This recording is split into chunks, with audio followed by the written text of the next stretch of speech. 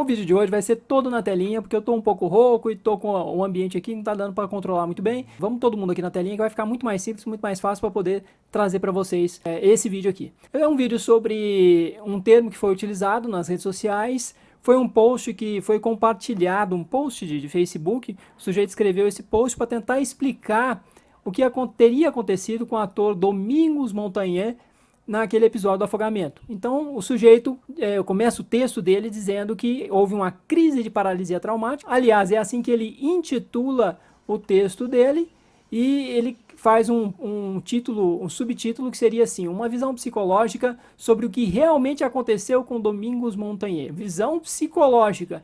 E ele utiliza esse termo aqui: crise de paralisia traumática. Foi uma postagem que teve muitas curtidas, foram 200 mil curtidas, mais de 200 mil, mais de 100 mil compartilhamentos. Então muita gente gostou dessa postagem, muita gente achou interessante o que o sujeito escreveu, porém eu vou mostrar aqui para vocês que o que ele escreveu, o texto dele contém vários erros, várias imprecisões, vários neologismos, várias expressões que ele criou que simplesmente não existem no jargão científico.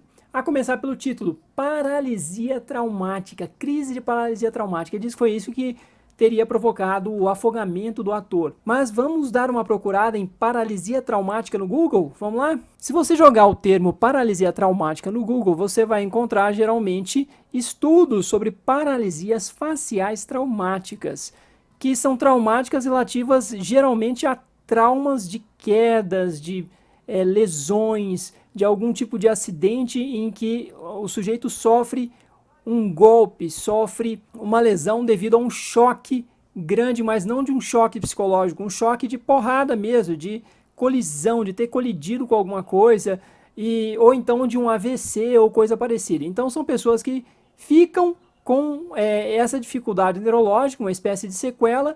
E de fato nós não vamos encontrar o termo paralisia traumática de nenhuma outra forma. Então, primeiro ponto aí, o termo paralisia traumática é então um neologismo que o autor já criou.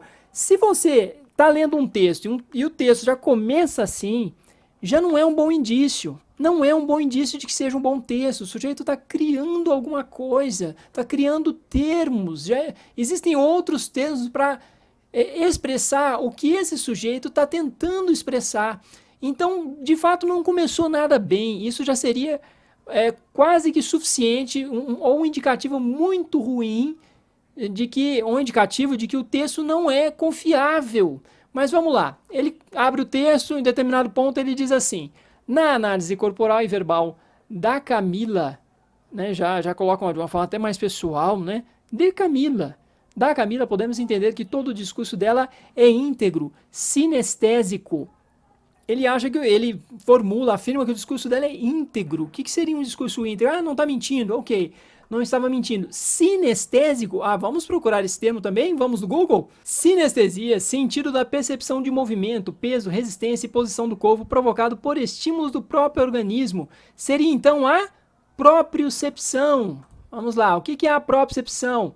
É também denominada como sinestesia, o termo utilizado para nomear a capacidade em reconhecer a localização espacial do corpo, sua posição e orientação, a força exercida pelos músculos e a posição de cada parte do corpo em relação às demais. Ou seja, é simplesmente você entender se você está deitado, em pé, se uma perna está em cima da outra, se o braço está para trás, está para frente, se você está com os braços cruzados. É simplesmente a percepção de que posição o seu corpo está, sem você precisar se utilizar da visão. Então, quer dizer, o discurso da Camila Pitanga é um discurso sinestésico, é um discurso que ela falava e percebia em que posição estava o braço dela, se ela estava sentada ou deitada. Não faz sentido esse termo. E algumas pessoas ainda nos comentários tentaram defender esse termo aqui, dizendo que o sujeito quis dizer sinestésico com S aqui. Vamos também dar uma busca em sinestésico com S, vamos lá? Sinestesia, relação que se verifica espontaneamente e que varia de acordo com os indivíduos entre sensações de caráter diverso, mas intimamente ligadas na aparência. Cruzamento de sensações, associações de palavras ou expressões em que ocorre combinação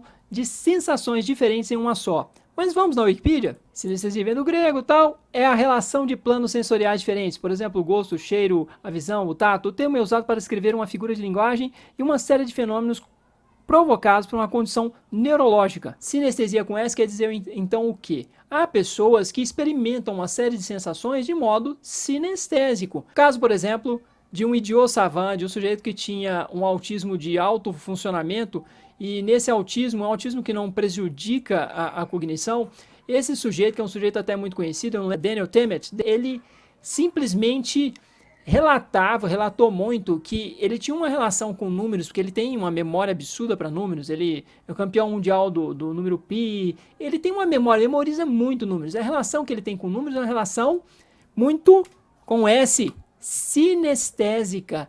Ele, quando se lembra de um número, ele lembra de um número com cor, e de vários números, gente. Ele lembra de números de 1 até milhares, e cada número tem uma identidade para ele. Então tem cor, tem uma forma específica, é uma relação muito sinestésica. Há pessoas que também vão relatar uma lembrança, e quando relatam a lembrança, essa lembrança vem com cheiro, vem com a sensação tátil, vem com a lembrança disso tudo. Ou então algumas pessoas mesmo que ouviam a música, elas têm sensações mesmo, sensações muito vivas, táteis, visuais. Então tem uma impressão aí de várias sensações, de vários sentidos, num só sentido, que teria que ser um só sentido, passa a ser vários sentidos. Então a experiência da sinestesia é essa. Então quer dizer que quando a Camila Pitanga fez o discurso dela, enquanto estava falando, o discurso dela tinha... Você sentia alguma coisa enquanto ela falava? Tinha uma impressão tátil? Você sentia uma cutucada em você? Você sentiu um gosto diferente na boca? Não tem, não faz sentido esse termo estar aqui. Esse termo estando aqui, ele é mais para florear, para surpreender o leitor, fazer com que o leitor vá se iludindo um pouco e acreditando que nesse texto tem muito mais do que de fato tem. E aí ele continua. O discurso dela é íntegro, sinestésico e não aconteceu em nenhum momento, nenhum detalhe que sugerisse dúvida no seu relato. Bom, aí não aconteceu o quê? Ele não chega a especificar, porque ele está querendo dizer que ele está fazendo a linguagem corporal do discurso dela, de que ele é um especialista em linguagem corporal, um expert na coisa. Mas mesmo a seara da linguagem corporal, se o sujeito está mentindo ou não, é uma seara que tem muita controvérsia. E mesmo tendo controvérsia, ele teria que, no mínimo, especificar aqui, ele fazer uma especificação. Ah, não surgiu em nenhum momento nenhum detalhe que sugerisse dúvida. Quais detalhes? Do que você está falando? E olha lá que, dependendo do que você for falar, aliás, maior parte do que é falado nessa área tem muita controvérsia. Uma coisa, no entanto, ficou bem clara. O ator Domingos Montanher passou por uma crise de paralisia traumática devido a um choque emocional. Vou explicar. Quando estamos frente a um conflito, o nosso cérebro dá apenas duas opções ativas. Ou você enfrenta ou você foge do perigo. E para isso libera uma grande carga de adrenalina que migra dos intestinos e cabeça para os membros.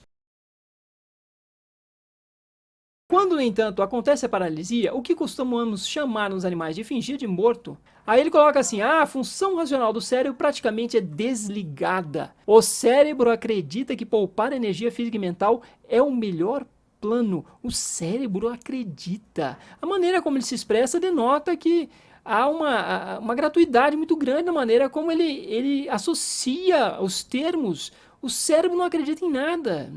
O cérebro não é um sujeito, não é uma pessoa, é um órgão. E ele continua. Existe o que chamamos de afogamento passivo. Gente, procurem o termo afogamento passivo. Não existe esse termo, não existe esse conceito. Afogamento passivo, que é quando a vítima parece se deixar levar em silêncio pelo afogamento. Ele inventou que existe um afogamento passivo. Não existe. Existe afogamento seco e afogamento molhado. Afogamento passivo não existe. E ele faz uma distinção disso com afogamento eufórico, que é quando o sujeito se debate. Se o sujeito não se debate, é quando ele se deixa levar. O sujeito se deixa levar, que foi motivado uma paralisia, uma invenção de termo atrás da outra, produzindo um equívoco em cima do outro. Me perdoem, mas é isso. Pois existem os afogamentos eufóricos. Gente, afogamento eufórico, olha a loucura, porque euforia se refere a humor. Quando o humor tá alto, quando o sujeito está alegre, muito alegre, isso é que é euforia, não é outra coisa. Não existe um afogamento de alguém rindo, alegre. É isso que o termo que ele inventou sugere. O termo não existe E assim, não tem como alguém ficar eufórico e se afogar, estar se afogando, sofrendo e dando risadas e gargalhada. Não tem como, não existe isso. Que muitas vezes dá certo, no caso de Domingos, o sistema dele, por alguma causa que falaremos a seguir, travou. E ele ficou em função racional baixa. Função racional baixa. Não existe isso também. E sem condições de usar a carga de adrenalina, como se fosse uma criança indefesa. Isso até a Camila gritar socorro, que foi quando ele afundou pela primeira vez. O grito da Camila, sem querer, acionou uma outra função, que é a da desistência pelo pavor. Também não existe esse conceito de desistência pelo pavor. E ele, então, que já estava na paralisia, ao escutar o grito, segundo esse raciocínio biológico comportamental, diminuiu ainda mais o tônus muscular, ele ficou com as pernas bambas e afundou. Entender porque Domingos paralisou não vai nos levar a uma viagem segura, não, desse jeito, me desculpe, mas desse jeito não leva a viagem segura nenhuma para conhecimento nenhum. Mas vamos lá para o texto que vai falar um pouco da questão do tônus muscular e de algumas reações ao medo, que são reações que envolvem tônus muscular, envolvem paralisação e que não são calcadas no que esse sujeito escreveu. Vamos lá. Temos aqui um texto da Harvard Review of Psychiatry. O nome do texto é Medo e a Cascata da Defesa, uma reação em cascata do medo e da defesa, implicações clínicas e manejo. Vamos para o resumo, e aqui num primeiro momento ele fala que o primeiro momento das reações de medo são reações de excitação, de arousal. E na excitação você tem o que? Você tem a esquiva ou fuga, ok? E na esquiva e fuga você pode ter também o freezing. O freezing, o animal fica completamente paralisado, mas ele está muito pronto para a luta. Ele fica completamente paralisado geralmente para quê? Para despistar o animal que está atrás dele. É uma reação de presa, que se ele fica completamente parado, fica mais difícil para o predador localizá-lo. Mas ele está prontinho para luta e fuga. Ao momento de imobilidade tônica, e esse momento de imobilidade tônica, ele ocorre com uma certa rigidez do corpo, vocês vão poder ler, eu estou colocando o link na descrição, e o corpo fica todo rígido e de fato não há mais esquiva nem fuga de forma mais imediata, e o sujeito nesse caso pode perder o controle de esfíncteres e pode urinar ou evacuar. Então, na imobilidade tônica, a rigidez. Então, havendo rigidez do corpo, que é o terceiro estágio, vamos dizer aí, né? Você luta ou foge, você pode entrar em freezing. Mas quando você já está na boca do predador, assim, o animal já está na boca, a presa está na boca do predador, ela fica imóvel e rígida. E isso se revelou adaptativo porque transmite alguns sinais para esse predador de que o animal estaria morto, e muitos predadores simplesmente ficam mais relaxados quando percebem que o animal já está morto, ou então simplesmente não tem muito apreço por uma presa que já está morta, porque boa parte dos animais preferem uma presa viva, preferem devorar uma presa que ainda está viva. E nessa hora o predador pode se descuidar. Se descuidando, não é muito instantaneamente, se descuidando, esse animal que está em imobilidade tônica, rígido, ele pode sair desse estado e fugir. Nós facilmente observamos isso quando se tem um gato doméstico caçando um lagarto, e o lagarto chega um momento em que ele naturalmente se coloca, ele instantaneamente, involuntariamente se coloca nesse estado, e é nesse momento em que muitas vezes o felino, o gato doméstico, se distrai e o lagarto pode fugir. No caso do ator, não seria essa imobilidade tônica, porque é uma imobilidade de rigidez corporal. Ele afundaria de uma vez. Ele não continuaria tentando nadar, tentando se salvar. Ele afundaria de uma vez. E há também um último estado, um dos últimos, porque também temos esse último aqui, que eu achei até mais difícil de compreender, mas um dos últimos estados, que é o da imobilidade colapsada, onde há flacidez. Simplesmente desmaios. O sujeito desmaia, e desmaiando não haveria, ele afundaria também de uma vez. Temos aqui esse último estado, que é da imobilidade quiescente, que aí é mais ainda aprofundado nessa cascata que estamos observando. Nem preciso falar desse aqui, se vocês quiserem ler, fica à vontade, o documento está aí para vocês lerem. Mas, de fato, não ocorreu nada disso, aparentemente não foi nada disso. Ele simplesmente tentou nadar contra a corrente, essas são uma das melhores evidências, e foi se cansando. Os braços não respondiam mais com tanta rapidez ao que ele queria, porque ele estava muito cansado. Ele chegou, segundo a Camila Pitanga, até dizer que estava muito cansado e não estava dando conta. Se ele tivesse deixado a correnteza levar ele por um tempo, ele talvez, boiando, ele talvez tivesse se salvado. O problema parece que ele entrou em pânico, e esse pânico fez com que ele ficasse tentando nadar contra a corrente. Pode ter sido qualquer outra coisa, podemos falar de redemoinho, mas a gente não sabe exatamente que tamanho de redemoinho é capaz de fato sugar uma pessoa. Eu comecei a pesquisar em inglês também, e em inglês a gente observa muito se falar de corredeiras de água branca, o perigo da água branca. A água branca é quando já está espumando, e não há naquela região ali que ele se afogou, não havia água branca, que é uma corredeira muito forte que de fato provoca uma marola que você vê que a água fica inclusive espumando, água branca. Essa seria a mais perigosa e bem perto de rocha, leva a pessoa para a região de uma rocha, ela pode entrar para debaixo de uma rocha, e parece que não foi isso, ele afundou ali no local, mas enfim, isso é tema para outros debates, outra discussão. E a grande questão que fica é que esse texto teve vários indicativos que era um texto que não é bom. Inclusive, não é bom em termos da precisão, do respeito pelas evidências científicas que existem, pelos conceitos científicos que existem. Então, pessoal, eu só queria fechar dizendo que, de cara, o texto já deu indícios de que não era um bom texto. Então você não precisa ser um expert em psicologia, nem em fisiologia, para perceber que não era um bom texto.